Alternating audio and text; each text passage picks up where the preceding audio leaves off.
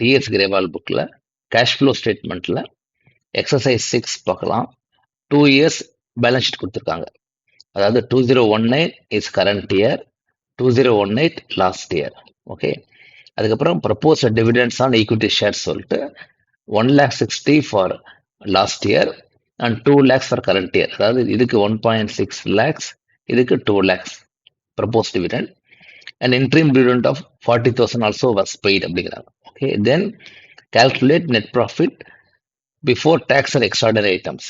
சரி, இப்போ net profit calculate பண்ணோம்னா நம்ம we have to compare these two.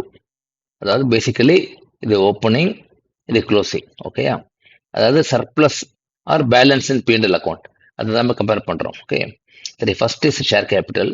Okay, second 10% preference share capital.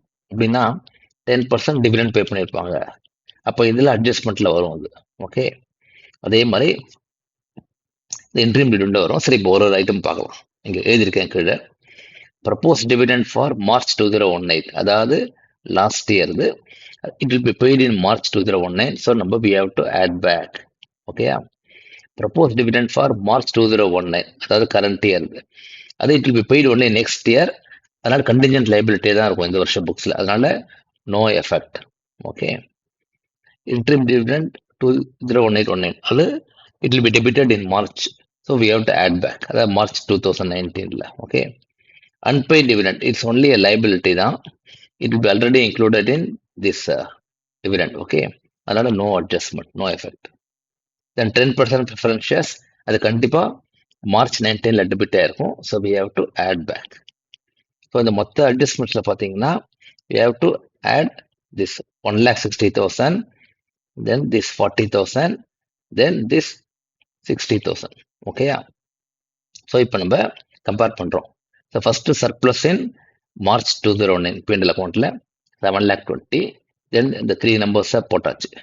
First number, second number, third number போட்டு add பண்ணிங்கன்னா 9,80,000 வருது. தென் சர்ப்ளஸ் இன் P&L March 2018, அதாவது இது ஓப்பனிங் பேலன்ஸ், இது க்ளோசிங் பேலன்ஸ். ஸோ இப்போ கம்பேர் பண்ணிங்கன்னா 4 lakhs has become 9,80,000. That means they made a profit. They made a profit how much?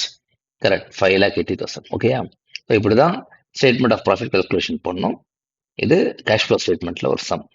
Thank you.